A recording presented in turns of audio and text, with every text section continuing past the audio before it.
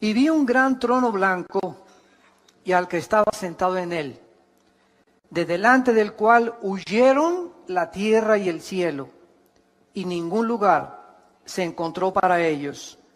Y vi a los muertos, grandes y pequeños, de pie ante Dios. Y los libros fueron abiertos, y otro libro fue abierto, el cual es el libro de la vida. Y fueron juzgados los muertos por las cosas que estaban escritas en los libros según sus obras. Y el mar entregó los muertos que había en él, y la muerte y el Hades entregaron los muertos que había en ellos, y fueron juzgados cada uno según sus obras. Y la muerte y el Hades fueron lanzados al lago de fuego. Esta es la muerte segunda. Y el que no se halló inscrito en el libro de la vida fue lanzado al lago de fuego. Esta profecía y este último evento de todo el programa profético de Dios se llama el juicio del gran trono blanco. Con este evento termina, esto es muy importante para todos ustedes, los estudiantes de escatología o de profecía, el juicio del gran trono blanco, que también se llama el juicio final, porque es el último de los juicios que Dios va a llevar a cabo. Y en este juicio van a estar únicamente los no creyentes, los no salvos, todas aquellas millones de personas que rechazaron el evangelio de la gracia de Dios estarán en este juicio. Y después de este juicio entramos al reino eterno de Dios. Este juicio va a ser después del reino milenial. Entonces les voy a dar un panorama rapidísimo para que nos podamos ubicar. Ahorita nos encontramos en este periodo de 2000 años que se llama también la época de la iglesia. Son 2000 años aproximadamente que están a punto ya de terminar. El próximo evento ahorita es el arrebatamiento de la iglesia. Somos sacados millones de personas desde Pentecostés hasta nuestros días del mundo. Porque en el arrebatamiento no se van a ir los santos antes de la cruz. O sea, de Adán hasta la cruz de Cristo son los santos del Antiguo Testamento. Ellos van a resucitar hasta después en la segunda venida de Cristo.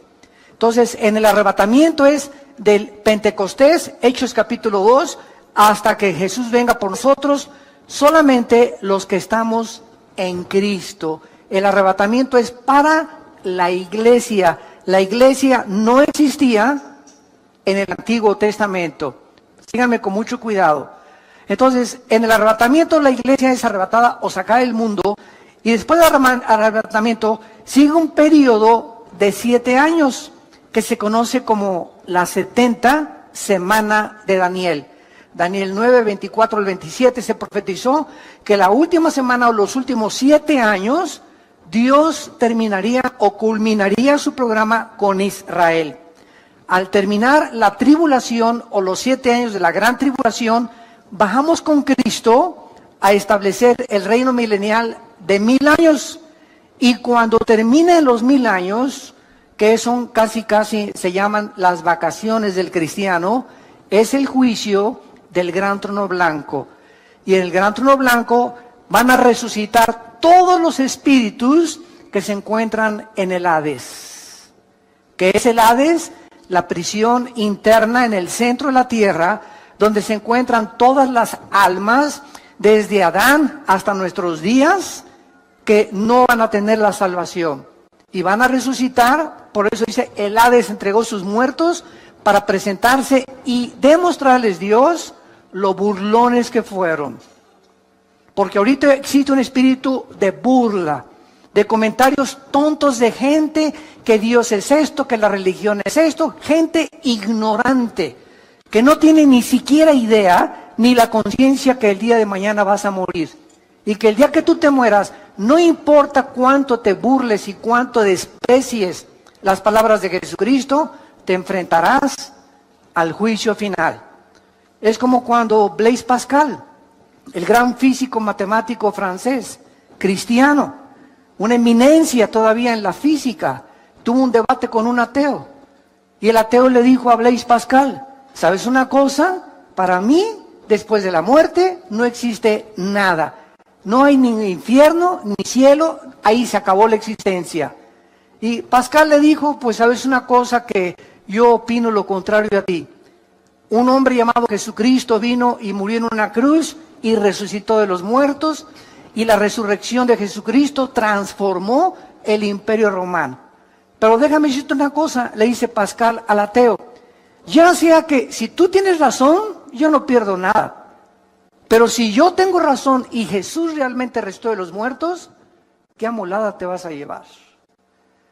Así que pues de todas maneras, ¿verdad? Si no es cierto, no perdimos nada, pero si es verdad, entonces aquellos que se burlaron y que persiguieron y que despreciaron completamente el mensaje de Jesús, no tendrán oportunidad de arrepentirse por haber vivido vidas tan orgullosas, tan vanas, tan burlonas y tan despreciativas al mensaje de la palabra de Dios. Muy bien, este juicio, como acabamos de mencionar, se llama el juicio del gran trono blanco y es el evento final antes de que entremos a la eternidad. Acabando este juicio, ya estuvimos 1000 años aquí en el mundo, viene el juicio, son lanzados al lago de fuego y de ahí entra Apocalipsis 21 y Apocalipsis 22, que se llama la eternidad. Todavía en el milenio, o sea, en los 1000 años que vamos a tener aquí con Jesucristo en la tierra, va a haber pecado. Todavía en el milenio va a haber muerte. Dice Isaías 65 que el pecador de 100 años será maldecido. Y vamos a vivir 1000 años, que es el mismo periodo de tiempo que se nos dio antes del diluvio universal. Por ejemplo, Matusalén vivió 969 años, que es la persona que más tiempo se le ha extendido la vida, pero Noé a los 500 años, ¿verdad?, comenzó a tener hijos. Entonces todo ese lapso de tiempo y de vida se detuvo después del diluvio por la maldad humana. Si con los 80 años que Dios nos da de vida, 70 años, miren nada más a dónde hemos llevado el mundo. Estamos al borde de una tercera guerra mundial. Imagínense que se nos dieran 500 años, ya nos hubiéramos acabado desde hace muchos siglos.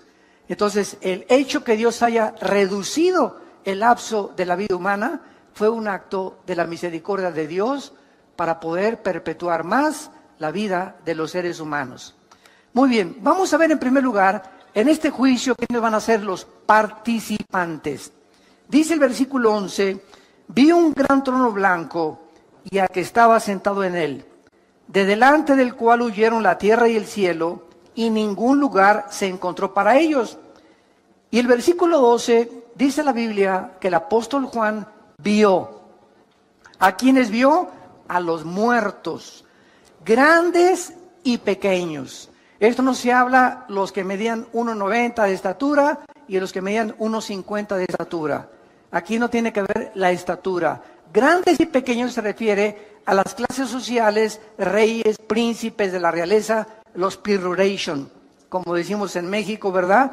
Y también los indígenas y las de las clases más bajas, porque tanto los que están hasta arriba como los que están hasta abajo, muchos de ellos rechazaron a Jesús. Entonces Juan vio que estaban todos ellos, y vean ustedes lo que dice, de pie ante Dios. Entonces, en este juicio vamos a ver que en primer lugar estarán todas aquellas personas que rechazaron el Evangelio de Jesucristo.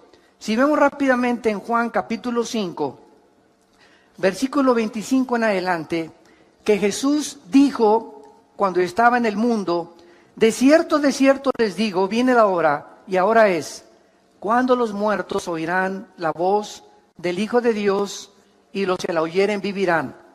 Porque como el Padre tiene vida en sí mismo, así también ha dado al Hijo el tener vida en sí mismo. Y también le dio autoridad de hacer juicio, por cuanto es el Hijo del Hombre. En este juicio estará aquel que hace 2000 años murió en una cruz, en medio de dos ladrones, en medio de las burlas de la gente, en medio de las burlas de los griegos, de los filósofos, en medio de las burlas de los religiosos, en medio de todo ese cúmulo de personas que él había sanado, había librado de los demonios, y sin embargo, esos que 8 días antes le dijeron, Hosana el que viene en el nombre del Hijo de David, en el Domingo de Ramos, 8 días después le estaban poniendo clavos en las manos. Entonces Jesús se estará en este juicio, y entonces Él será, ¿verdad?, el testigo más grande en el universo de que las personas que van a ser llamadas a enfrentarse a este juicio no tendrán la oportunidad, porque están, dice la Biblia, de pie. Aquí ya nadie se va a hincar, aquí ya nadie tendrá la oportunidad de decirle, Señor, ten misericordia, perdóname, ahora sí, Jesucito lindo, me hice compañía en el Padre, no, el Padre dijo, ya no podrás sacar tu estapita de San Judas Tadeo tampoco, ni de San Cristóbal, no vas a poder invocar a la monja, ni al Papa, ni a Abraham, ni a nadie, será demasiado tarde. En este juicio no hay gracia, en este juicio no hay misericordia, en este juicio se terminó completamente la bondad que Dios ha manifestado, y por eso se llama la época que vivimos, la época de gracia. Porque es la oportunidad que Dios nos da de venir a la cruz. No es cuando nosotros querramos, es cuando oyes su voz, no te endurezcas. Esta es la tragedia del ser humano. Pues yo me voy a convertir cuando tenga 40 años. O después de que ya tenga los 5 millones que estoy tratando de tener en mi negocio, voy a ir a la iglesia. O tal vez cuando vaya en la ambulancia y ahí en la camilla, le diga, Jesucito, perdóname de todos mis pecados. O cuando ya esté en el quirófano, y antes de que me intervengan quirúrgicamente, le voy a pedir perdón a Dios. Dice la Biblia, Dios no puede ser burlado.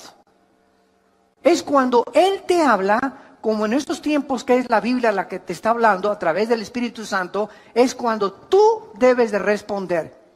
Y cuando la Biblia te usa la palabra de Dios para llamarte al arrepentimiento, y tú no lo haces y lo dejas para en la tarde, o lo dejas para mañana, o lo voy a pensar dentro de 4 o 5 días, la Biblia dice que el corazón se endurece. Y llega un momento en que estás tan endurecido en tu corazón que ya la palabra de Dios no tiene efecto en tu vida ni en tu alma. Y es completamente irregular que tú puedas pensar, o estás completamente equivocado que te puedes arrepentir. Cuando oigas su voz, no lo rechaces, no te endurezcas, porque el corazón se endurece muy fácilmente. En este juicio entonces van a estar los no creyentes. Nosotros no vamos a estar ahí. ¿Por qué? Porque nosotros, cuando recibimos a Jesucristo como Salvador y Señor, Él en la cruz ya pagó, ¿qué cosa? Pagó la culpa que nosotros ya no tenemos que pagar. Esto es por eso se llama la época de la gracia. El justo muere por los injustos. El santo muere por los pecadores. Y en esa cruz Dios quiere demostrarte que de tal manera te ama que a su hijo no lo perdonó. Casi 2000 años antes de la cruz había un hombre llamado Abraham. Y llegó al monte Moriah, que es el mismo monte donde murió Jesús. Y Dios le dijo, Abraham, dame a tu hijo Isaac. Y cuando Abraham levantó el cuchillo para matar a Isaac, se oyó una voz que decía, ahora veo que temes a Dios, por cuanto no me negaste entregarme a tu hijo. Y 2000 años después de Abraham, cuando Cristo muere por nosotros, podemos nosotros decir ahora veo, Señor, cuánto me amas, porque no negaste entregarme a tu hijo. Abraham y Isaac fueron salvados. Dios no salvó a su hijo Jesucristo. Le salvó la vida a Isaac, pero no se la salvó a su hijo Jesucristo. Porque de tal manera Dios nos ha amado que Él entregó a su hijo en nuestro lugar, y nosotros por sus llagas hemos sido completamente sanados. Entonces, cuando una persona recibe a Jesucristo, Dios lo declara justo. Se llama la justificación. La justificación nos libra completamente de la condenación eterna. Después de la justificación viene la santificación, que es el proceso a través del cual estamos siendo librados del poder del pecado. Y después viene la santificación, donde seremos libres del poder del pecado cuando resucitemos. A ver si lo pueden apuntar. Justificación, santificación, glorificación. Son las 3 etapas de la salvación. Justificación, fuimos libres de la condenación del pecado. Romanos 8:1, el que está en Cristo, nueva criatura es, ninguna condenación hay para el que está en Cristo Jesús. Esta es la justificación. Toda persona que ha recibido a Cristo ha sido justificada, declarada inocente en el tribunal cósmico de Dios.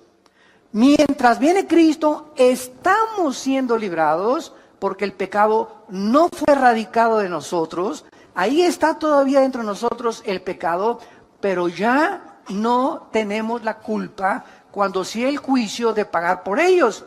Estamos siendo ahorita santificados o siendo libres de ese poder que ahora descubrimos y la maldad que hay en nosotros a través de nuestra comunión diaria y de nuestro contacto con la palabra de Dios. Esta es la palabra que se llama santo. Sean santos. Cada día trata de decirle no al pecado, no al pecado, no al pecado. Y mientras más rechaces el pecado en tu vida, más fuerza espiritual tienes dentro de ti y más poder de resistir las tentaciones. Todos aquellos que, pues ya caí otra vez en la tentación de la pornografía, y ya caí en la tentación del adulterio, y ya me acosté con mi novia y con mi novio, y ya otra vez volví a prender el cigarro, y ya me estoy emborrachando otra vez.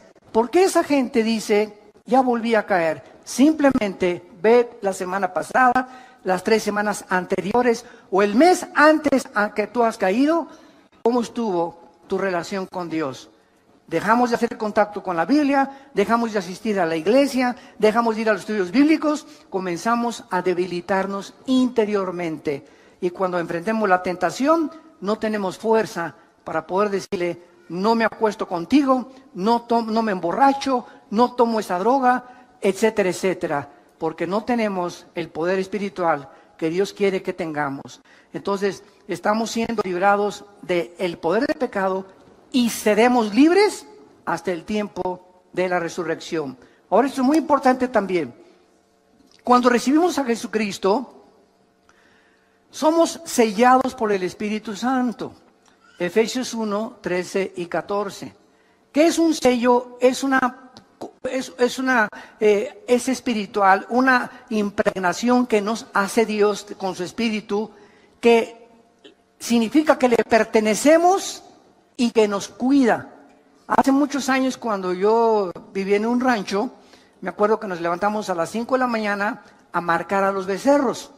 Entonces, a las 5:30 de la mañana, agarramos un fierro calientísimo que lo poníamos ahí a calentar, y agarramos el becerrito o a la ternerita, y ¿qué le poníamos? La AA, que era el símbolo, ¿verdad?, de la ganadería, o la S o el símbolo que sea. Y en ese momento ese becerrito crece y se hace vaca o se hace toro. Y si se brinca las trancas o se pierde y lo encuentra otro ganadero, ya no tiene por qué decir, ¿verdad?, es mío, porque está sellado, que implica propiedad y además protección. Los ganaderos honestos en aquel tiempo llegaban al rancho y, oiga, pues traía una troca, ¿verdad?, una pick-up, aquí nos encontramos la ternerita o la vaca, y veo que trae el sello de su ganadería, y nos los devolvían, o hacíamos lo mismo nosotros cuando se pasaban a nuestro terreno. Entonces, el sello siempre implica protección. Cuando Dios nos sella, los demonios, porque nadie lo puede ver, hay muchos cristianos que no son cristianos. Y solamente los demonios y los ángeles a nuestro alrededor saben quiénes de nosotros somos verdaderamente sellados. Entonces, cuando estamos sellados, Dios nos sella para que los mismos demonios, mientras estoy cerca del Altísimo y habito cerca de sus alas, soy protegido de los demonios, porque los demonios saben quiénes tienen al Espíritu Santo. Entonces, este sello nos guarda y nos protege del mal, mientras nos mantengamos en comunión con el Hijo de Dios. Número 2, cuando nacemos de nuevo o cuando recibimos a Cristo, en ese momento somos regenerados por el Espíritu Santo. En otras palabras, nuestra antigua vida es despertada, el foco que tenemos apagado con el cual nacimos, que es el Espíritu, se prende y comenzamos a venir a la Biblia y comienzo a entender la Biblia y algo de la Biblia me comienza a atraer, comienzo a tener hambre de la palabra de Dios porque he nacido espiritualmente. ¿Por qué? Porque he sido regenerado por el Espíritu de Dios. Y en tercer lugar, somos bautizados con el Espíritu Santo. Durante muchos años se estuvo pululando por ahí o propagando que esto yo le considero una herejía, de que, a ver, pásenle aquí los que no han recibido el bautismo del Espíritu Santo. Espérame tantito, la cristiandad no está dividida entre los que tienen el bautismo del Espíritu Santo y los que no tienen el bautismo del Espíritu Santo. Si no tienes el bautismo del Espíritu Santo, no formas parte del cuerpo de Cristo. Y si no formas parte del cuerpo de Cristo, no eres cristiano. Entonces, ¿cómo puedes decirme a mí que recibo a Cristo como un niño cuando nace, pues nació sin páncreas? O le faltan los pulmones. No nacimos incompletos. Dicen Colosenses 2 que estamos completos en Él. 1 Corintios 12:13, por un solo Espíritu fuimos todos bautizados y a todos se nos dio a beber del mismo Espíritu. No hay ningún cristiano que le falte nada. Dice 2 de Pedro capítulo 1, todas las cosas que pertenecen a la vida y a la piedad nos han sido dadas, pasado, pretérito. No nos falta nada más que crecer en la gracia y en el conocimiento de Dios. Entonces no puede haber cristianos que les falta algo.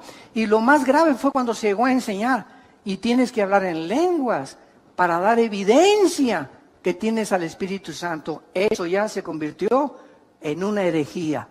¿Por qué es una herejía? Porque el cristiano no es conocido por los dones, sino por el fruto. Los mormones hablan lenguas, los adventistas hablan lenguas, allí en las tribus de África hablan lenguas. Eso no es evidencia absolutamente de nada. La evidencia de que nosotros somos hijos de Dios es el fruto. Jesús dijo, por el fruto los conoceréis. No por los dones que pueden ser falsificados.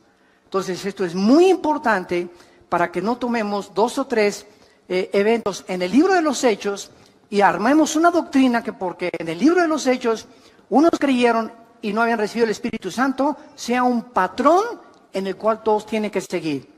El libro de los Hechos es un libro narrativo, histórico, que cuenta la transición entre el judaísmo y el cristianismo. Y se necesitaban evidencias físicas porque aún no podían los cristianos entender porque las epístolas no habían sido escritas. No había sido escrito Romanos, ni Corintios, ni Efesios, ni Gálatas, ni Colosenses, ni Tito, ni las de Pedro, etcétera, etcétera. Estaban completamente desarmados y desnudos. Entonces, cuando los apóstoles escriben las cartas, las escriben para explicarles las cosas de los hechos y explicarles las doctrinas que recibieron de Cristo, como el apóstol Pablo, que estuvo 15 años en el desierto antes que los apóstoles reconocieran que él era realmente uno de ellos, o un apóstol, o como él se llama a sí mismo, el último de los apóstoles. Esto es muy importante, santos de Dios, porque la iglesia está llena de barbaridades. La iglesia está llena de doctrinas y tradiciones de hombres. Esta cosa de que el bautismo era algo que después de ese cristiano lo tienes que recibir, comenzó en los años 70 del siglo pasado. Hace 40 años, 50 años más o menos. Entonces así se van introduciendo cosas que se acaban aceptando como una verdad. Cuando la Biblia, regresamos a la Biblia y la Biblia nos vuelve otra vez a dar una reforma, una renovación de las cosas realmente como fueron escritas. Entonces, esta es la razón por la cual en el juicio del gran trono blanco los cristianos no vamos a formar parte. Ya fuimos sellados, bautizados, regenerados y la unción la tenemos dentro de nosotros. Finalmente, ¿qué significa la palabra cristiano? Como una vez me preguntaron en una entrevista por televisión, ¿usted por qué no cree en el bautismo del Espíritu Santo? Si no lo creyera, no fuera cristiano. ¿Por qué? Porque dice 1 Juan capítulo 2, 21 en adelante, que la unción, ¿qué es la unción? El Espíritu Santo. ¿Sabe lo que significa la palabra cristianos o cristiano? Cristos, ungido. Anos, pequeño. ¿Quién es un cristiano? Una persona pequeña, ungida. Una persona que no importa el color de su piel, lo alto, lo grande, la condición cultural, es una persona que tiene la presencia del Espíritu Santo. Si tú no tienes la presencia del Espíritu Santo, puedes ser católico, evangélico, venir a vida nueva, bautizado, remojado, revolcado, como le quieras llamar, mormón, testigo de Jehová, ciencia cristiana. Ninguna iglesia nos hace cristianos. Nos hace cristianos el bautismo del Espíritu Santo. Y la palabra bautismo, ¿qué significa? La palabra bautismo significa identificar, amalgar, hacer uno con otra persona. Entonces, cuando recibimos a Cristo, el Espíritu Santo nos une al cuerpo de Cristo, nos amalga, nos funde, nos identifica. Y en ese momento somos parte de su cuerpo, de sus huesos y de su carne. Y Él es la cabeza. Entonces, esto es el bautismo del Espíritu Santo, la operación mediante la cual el Espíritu Santo nos funde, nos amalgama en el momento de la conversión. No mañana ni horas después, en el momento que le recibo como mi Señor y mi Salvador. Y de ahí en adelante, solo me hace falta crecer en la gracia y el conocimiento de Dios. Estamos completos en Él. No hay cristianos que tengan algo y cristianos que no tengan algo. O somos completamente cristianos por la presencia del Espíritu Santo y formar parte del cuerpo de Cristo, o no somos cristianos. Tan sencillo como eso. Ahora muy bien, pasemos en segundo lugar. ¿Cuáles son los propósitos de Dios para este juicio? En primer lugar, purgar el pecado del universo. Cuando Jesús termine de juzgar al mundo en su trono blanco, de ahí en adelante, después del trono blanco, vean lo que dice Apocalipsis, el pasaje que tenemos estudiando en el versículo 11 y 2. Vi un gran trono blanco y al que estaba sentado en él, delante del cual huyeron la tierra y el cielo. Ningún lugar se encontró para ellos. Vean ustedes que es en el tiempo de este juicio, cuando el cielo y el universo desaparecen para siempre. Los cielos y la nueva tierra no serán hasta después del milenio, después de este juicio. Es precisamente este juicio la culminación del programa profético de Dios. De ahí en adelante, después de este juicio, cielos y nueva tierra, donde ya no existe el pecado. Entonces, esta es la última cosa que hace Dios para purgar el pecado del universo. Y en este juicio estarán ahí todos los creyentes, todos los no creyentes, y verán el mundo que amaron, donde quisieron establecer sus propiedades, la fama, el éxito, la popularidad, ese mundo que pasa, que es vano, que es incierto, que es temporal, ese mundo donde ellos creían que podían triunfar, o donde pusieron toda su esperanza y toda su herencia, así, ¡puf!, desaparecerá con todo el universo alrededor. Por eso la Biblia nos manda en 1 Juan, versículo 2, 15 al 17, amados míos, no améis al mundo. ¿No se contradice con que de tal manera amó Dios al mundo? Vemos aparentes contradicciones en la Biblia. Fue una muy buena pregunta que me hicieron. Oiga, ¿por qué dice en Juan 3:16, de tal manera amó Dios al mundo? Y 1 Juan 2, 15 al 17, no améis al mundo. Juan, en el Evangelio de Juan capítulo 16 también, el mundo os aborrecerá. Entonces tenemos que entender claramente que cuando dice, de tal manera amó Dios al mundo, se refiere a las personas. Y cuando dice la Biblia, no améis al mundo, se refiere a lo que Satanás le ofreció a Cristo. En Mateo capítulo 4, te ofrezco el mundo con su gloria, y la fama, y el poder, y el éxito, y el dinero, y todo. Tú no importa sobre quién pases, si quieres llegar a la cima y ser presidente o diputado, o tener una compañía, o ser el mejor deportista, o el mejor cantante. ¿Sabes una cosa? Que no te importe nada. Vende tu alma al diablo. Acepte el dinero que te estoy dando. El éxito y la popularidad que te voy a dar es lo que tú necesitas. Ese es el mundo. Los deseos de la carne, los deseos de los ojos y la vanagloria de la vida. Lo que el mundo nos quiere ofrecer es lo que nos manda Cristo, que no amemos. No nos vayamos con la finta. El mundo es como un espejismo que nos promete esto, sin embargo, cuando es como un regalo, hace mucho oí ese ejemplo, es como un regalo envuelto con muchos moños, y de repente abro el regalo, qué bonito regalo, y le quito los moños y descubro que está vacío, no hay nada ahí. Así es el pecado. Participas del pecado, pruebas del pecado, y cuando lo experimentas el pecado, te das cuenta que no hay nada que te haya podido llenar. Sigues más frustrado, más amargado, más desilusionado, porque ese vacío solo lo puede llenar el Hijo de Dios. La mujer samaritana, la chulis, llevaba 5 maridos. Juan capítulo 4. ¿Y qué estaba buscando esta mujer? No ha cambiado la cultura, lo que en el siglo XXI siguen buscando artistas y no artistas, etcétera. Miss México, Miss Guerrero, Miss Universo, la señora de por acá, la señora de Polanco, la señora de Tlalnepantla, la señora de La Lerma, la señora de Metepec, la señora de Toluca. Miles de mujeres están buscando y miles de hombres también. ¿Qué cosa? Pues Sancho Panza, tienes panza de Sancho Panza y ya no me satisface, voy a buscar otro hombre. Y voy a buscar otro hombre. Voy a buscar a alguien que me haga feliz. Pues esta señora ya tiene cara de Tonina Jackson, ¿verdad? Pues la voy a cambiar ya.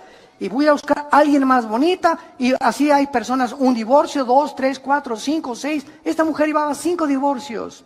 ¿Por qué? Dice la Biblia que era una mujer inmoral. Era una mujer que quería encontrar en los hombres, a descubrir un hombre que le hiciera feliz. Y Jesús le dijo, puedes seguir con esa misma trayectoria. Casarte con el 6, con el 7, con el 8, y vas a llegar a donde llegó la gran artista de cine de Hollywood, Elizabeth Taylor, que rompió el récord con 9 mariditos, la chulis. 9 maridos, uno tras otro, tras otro. Era tan bonita y tan preciosa esa artista que a ningún hombre con el cual se casó creyó que lo merecía. No, yo merezco un mejor otro príncipe, yo merezco un rey, yo merezco estas cosas. Sé con artistas, con escritores, etcétera, etcétera. Y murió, ¿verdad?, en la soledad con otra gran artista, Marilyn Monroe. Otra artista de Hollywood también, ¿verdad? Buscando en la fama y todo, la encuentran en su cama, suicidada por una sobredosis de drogas. Y así podríamos continuar de tanta gente que cree que en los hombres, en las mujeres, en el sexo, en el dinero, en el éxito, en la fama, en la popularidad, se encuentra el propósito y la razón por la cual Dios nos creó al mundo. Todas estas cosas le dijo Dios a la mujer samaritana: de esa agua vuelve a beber y volverás a tener sed. Mas el agua que yo te ofrezco será una fuente de agua viva que salte para vida eterna. Solo Jesús, lo que Él nos ofrece, verdaderamente nos va a satisfacer y nos va a llenar. Mientras tú no estás a Jesús, estás abriendo pozos con agua podrida, con agua echada a perder. Del pozo que tú quieras sacar el agua, nunca va a satisfacer lo que solo Jesús nos puede dar. En segundo lugar, este juicio no solamente es para purgar el pecado y desaparecer el universo y el mundo y la creación del todo, sino también para vindicar, en segundo lugar, la justicia de Dios. Puesto que los juicios de Dios jamás son arbitrarios ni injustos, las personas que están en este juicio, vean ustedes el versículo 12 de Apocalipsis 20, serán juzgadas por las cosas que estaban escritas según sus obras. Qué interesante es esta declaración. Qué paradójico. No somos salvados por las obras, ¿de acuerdo? Dice Efesios 2, 6 y 7, y 8 y 9, que no fuimos salvados por las obras, sino por la fe. Y es un don de Dios. Pero cuando tú te mueras, tus obras que no te salvaron serán usadas para juzgarte. Qué irónico. Mientras somos salvados no son por las obras, pero cuando mueras, las mismas obras que no te pudieron salvar serán usadas para tu juicio final. Y entonces todo lo que hiciste, y ahí podrá, ¿verdad?, llegar una persona y decirle: oiga, oye, Jesucito lindo, pero fui bueno con mi esposa de vez en cuando, y en Navidad le regalé dulce a los niños. Y entonces Jesús le va a decir lo que le dice el juez a un asesino: a ver, pitirijas, pásale para adelante, tiene 50 años de prisión. Y le contesta el pitirijas al juez: oiga, señor juez, pero también soy buen esposo y le di dulce a los niños y construí 3 asilos. Y el juez le contesta: pitirijas, pero no estás siendo juzgado por eso, estás siendo juzgado por el crimen que cometiste. Las buenas obras que tú hiciste no te son tomadas en cuenta, estás siendo juzgado no por lo que hiciste bueno, sino por lo que dejaste hacer al matar a una persona. Entonces nadie podrá en aquel tiempo con Dios decirle: es que hice un convento para las monjitas, acuérdate de eso, Jesús, allá en Coyoacán tuve un convento para las monjitas, y me vestí de Santa Claus en diciembre para regalarles a los niños. No vas a ser juzgado por eso, vas a ser juzgado por los pecados que van a estar en el libro de las obras escritas desde que tú naciste. Y no habrá nada, absolutamente ningún abogado, por más dinero que hubieras tenido, que te pueda absolver. Y en tercer lugar, esto es lo más importante, este juicio tendrá como propósito determinar el castigo de cada quien. No crean que todos van a irse, ¿verdad?, al infierno, y todos van a purgar el mismo castigo y el mismo dolor y las mismas torturas y los mismos sufrimientos, de ninguna manera. Veamos en Mateo capítulo 11. ¿De qué forma no es verdad que todos en el infierno o en el lago de fuego van a sufrir igual? De ninguna manera. Hay muchísimas evidencias, como lo vamos a leer, que las personas serán juzgadas en base al conocimiento que tenían y a las oportunidades que tuvieron mientras estaban vivos para arrepentirse y recibir a Cristo. Antes de leer Mateo 11, por ejemplo, ¿qué de las personas musulmanes o hindúes? Y esta pregunta siempre me la han hecho en los debates. ¿Qué de las personas, oiga, que nunca oyeron hablar de Cristo? Mi tío fue hindú, mi tío fue budista, mi tío fue por allá en una isla, y hay millones de personas, y esto es una realidad, no lo podemos negar. Todavía hay millones de personas en el mundo que nunca han oído hablar de Cristo. ¿Cómo las va a juzgar Dios? Es una muy buena pregunta, y la Biblia nos da la respuesta. Pero lo vamos a ver después en Romanos 2. Veamos ahorita aquí en Mateo 11, y ahorita contestamos esa pregunta. Versículo 20. Mateo 11, versículo 20. Entonces, habla de Jesús, comenzó a reconvenir a las ciudades en las cuales había hecho muchos de sus milagros, porque no se habían arrepentido, diciendo, vean, ciudades donde vieron milagros y no se arrepintieron. ¡Ay de ti, Corazín! ¡Ay de ti, Betsaida! Porque si en Tiro y en Sidón se hubieran hecho los milagros que han sido hechos en vosotros, tiempo ha que se hubieran arrepentido en Sicilio y en ceniza.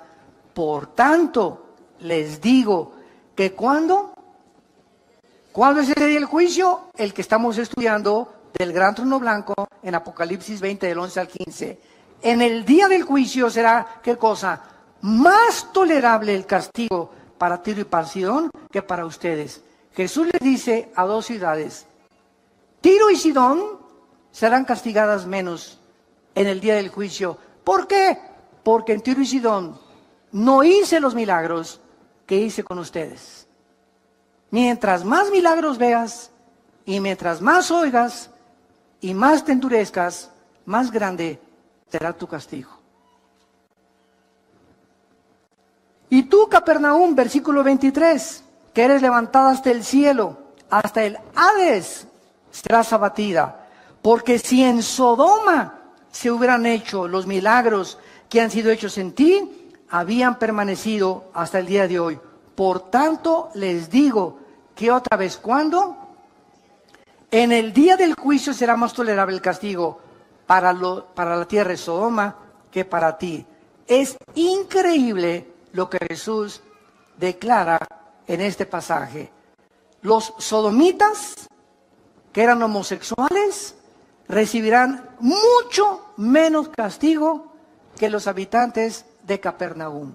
¿Por qué? Porque los sodomitas nunca vieron a Jesús. En Sodoma no había Biblia, en Sodoma no había predicadores, pero en Capernaum vieron al Hijo de Dios predicar la palabra de Dios y hacer milagros, y con todo y esto lo rechazaron. Entonces, Dios es un Dios justo, no puede castigar a aquel a quien le haya dado más evidencias de la existencia de Dios, de aquellos que nunca han tenido la evidencia de que Dios existe, más que desde luego en el universo. Y vamos a ver la respuesta que nos quedó pendiente de qué será de todas aquellas personas que realmente nunca conocieron a Dios. A esas personas, lo voy a contar ahorita, vean Romanos capítulo 2, vamos para allá. Esas personas yo siempre les digo, mira, no te preocupes por Chencho y por Chencha y por Pancho y por Pancha. ¿Y qué de mi mamá? ¿Y qué de mi papá, que era católico? ¿Y qué de mi abuelita, que nunca iba? ¿Se van a ir al infierno? ¿Sabes una cosa? Preocúpate por ti. Preocúpate por tu condición, no te preocupes por los demás. Dios es un Dios justo y sabio. Él no va a juzgar ni a castigar a nadie que no lo merezca. Preocupémonos por la condición de nosotros. En Romanos capítulo 2, el apóstol Pablo, de una forma magistral, describe claramente esta incógnita que existe y que la Biblia nos revela. Versículo 12 en adelante. Porque todos los que sin ley han pecado, sin ley también perecerán. Y todos los que bajo la ley han pecado, por la ley serán juzgados. Porque no son los oidores de la ley los justos ante Dios, sino los hacedores de la ley serán justificados.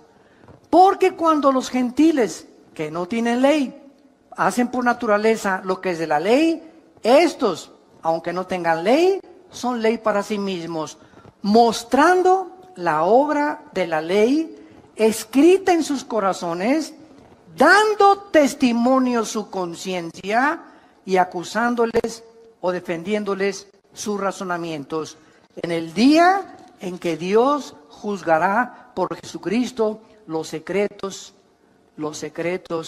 de los hombres. Vean lo que acaba Pablo de explicarnos. Nada más hay dos tipos de personas que han nacido en este mundo.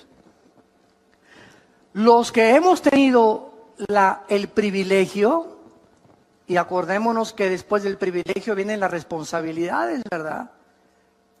Los que tenemos la oportunidad de haber tenido padres cristianos, o ustedes que tienen padres cristianos, o todos los que han asistido a las iglesias cristianas en el mundo entero y han oído la palabra de Dios. Por todo lo que has oído vas a ser juzgado. Por todo lo que tú has oído vas a ser juzgado. Y hay otras personas que no tienen Biblia, que nunca se les predicó. Estas personas que nunca tuvieron la oportunidad de oír lo que tú y yo hemos escuchado, es lógico que si Dios es justo, va a juzgar al que mucho se le da, mucho se le pedirá. Entonces, a nosotros que vivimos bajo la ley de Dios y conocimos la ley de Dios y conocimos el evangelio de su gracia, nos va a pedir 50 veces más que las personas que jamás oyeron de Dios ni de Cristo. Muy bien, ¿qué parámetro va a usar Dios con estas personas que nunca tuvieron Biblia ni oyeron de Cristo? Sus conciencias. ¿Qué es la conciencia? Con dentro, ciencia, conocimiento. Es un conocimiento interno que los aztecas, los chichimecas, los náhuatls, los aucas en el Ecuador y las tribus que tú me quieras mencionar en el mundo entero, por más salvajes, desde que comenzó la humanidad y por más alejados de cualquier civilización, todos los seres humanos sabemos que matar es mal. En cualquier tribu de salvajes sabemos que una muchacha no se la robas a la otra familia, ni violas a una muchacha sin que te cueste, como las tribus en Estados Unidos mataban a los que se llevaban a las muchachas, y nunca las tribus africanas entregan a sus hijas que no son vírgenes al matrimonio.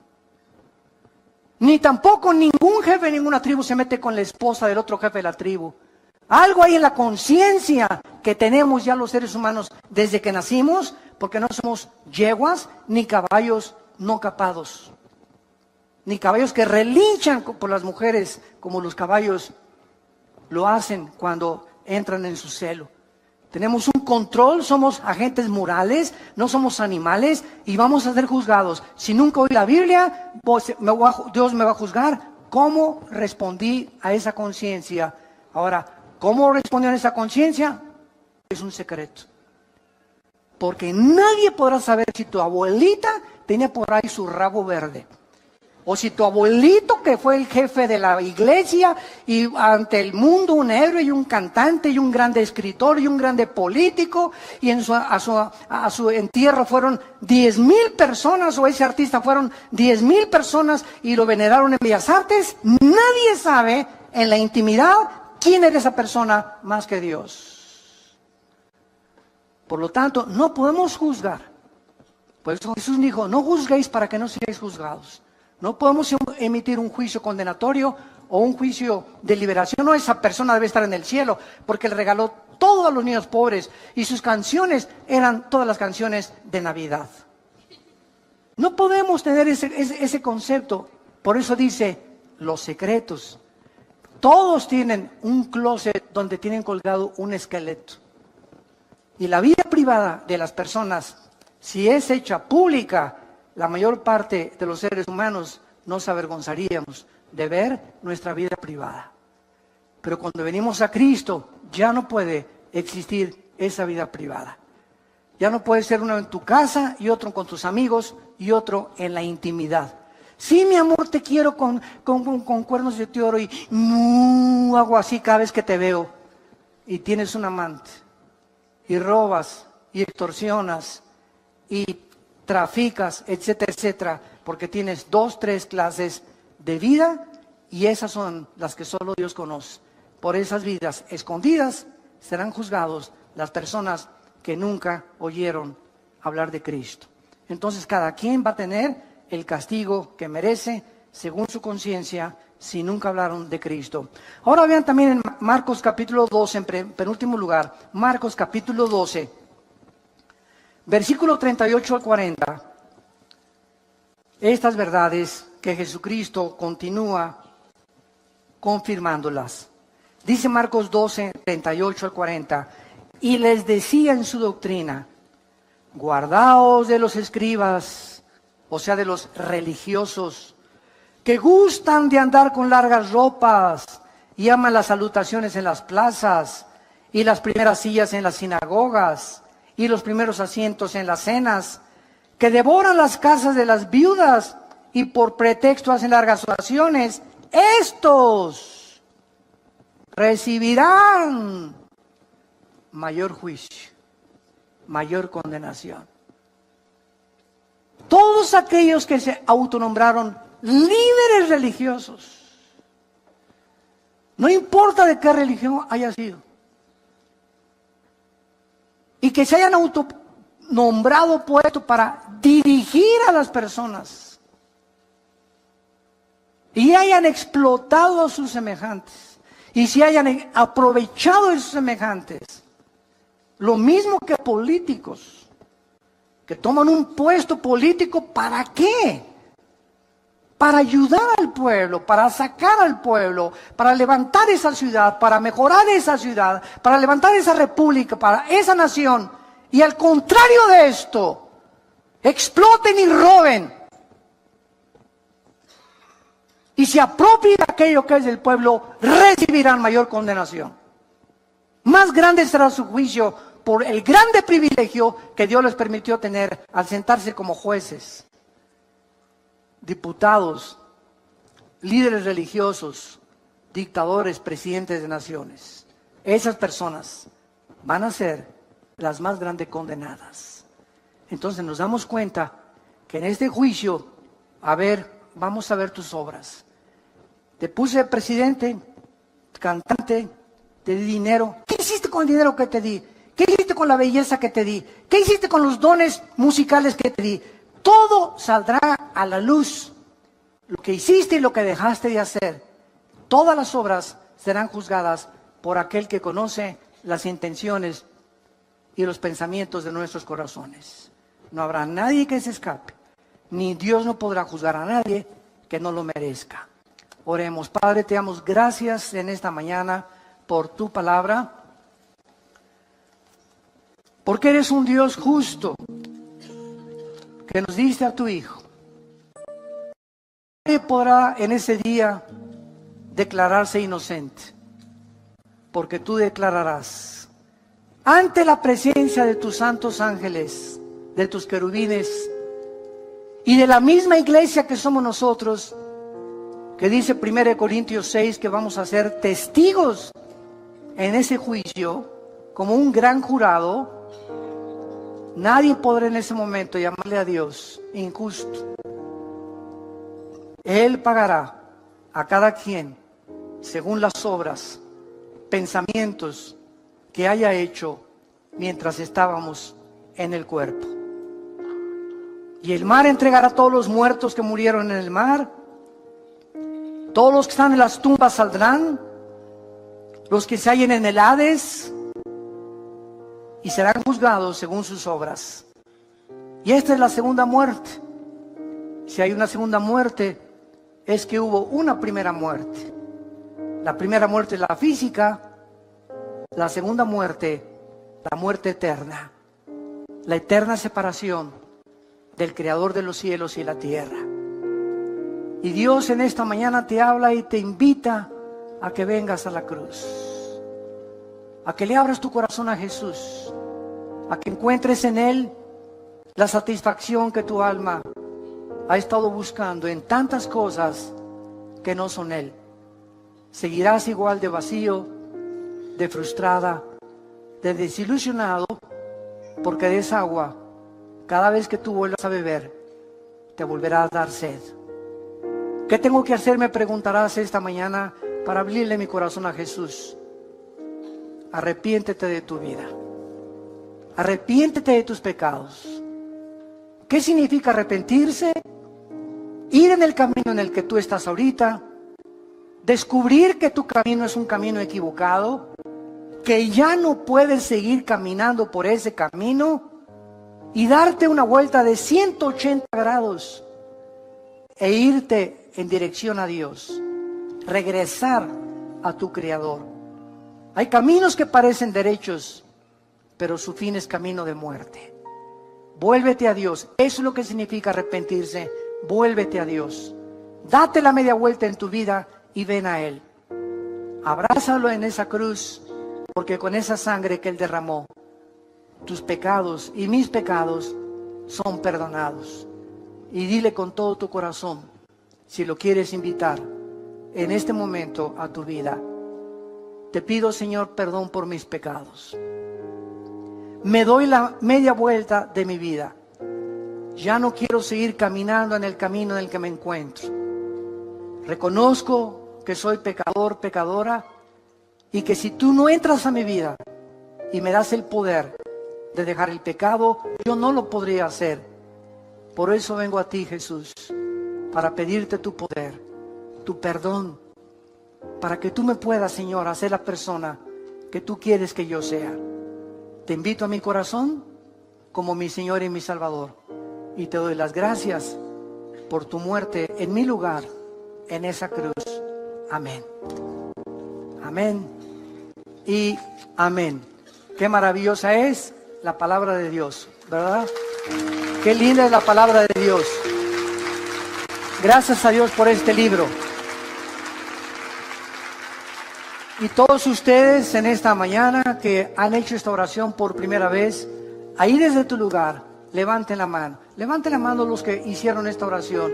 Miren cuánta gente. Que Dios los bendiga. Que Dios los bendiga. Gracias a Dios. Gracias, que Dios te bendiga. Gracias, Señor. Gracias, que Dios te bendiga. ¿Alguien más? ¿Alguien más en esta mañana que no quiera salir por esa puerta como entraste? ¿Cuántos de ustedes entraron por esa puerta vacíos, buscando propósito, otros por curiosidad? No salgas como entraste. No sigas viviendo ni salgas a la calle con el corazón que tú tenías. Hoy te ofrece Dios el perdón de tus pecados. No lo rechaces. Tú no sabes si hoy es la última vez que Dios te ha hablado. Cuando oigas su voz, no lo rechaces. ¿Alguien más quiere levantar su mano? Alguien más y decirle: Señor, aquí está mi vida, te pido perdón. Gracias, que Dios te bendiga. Gracias. Alguien más. Gracias, que Dios la bendiga. Gracias, Señor.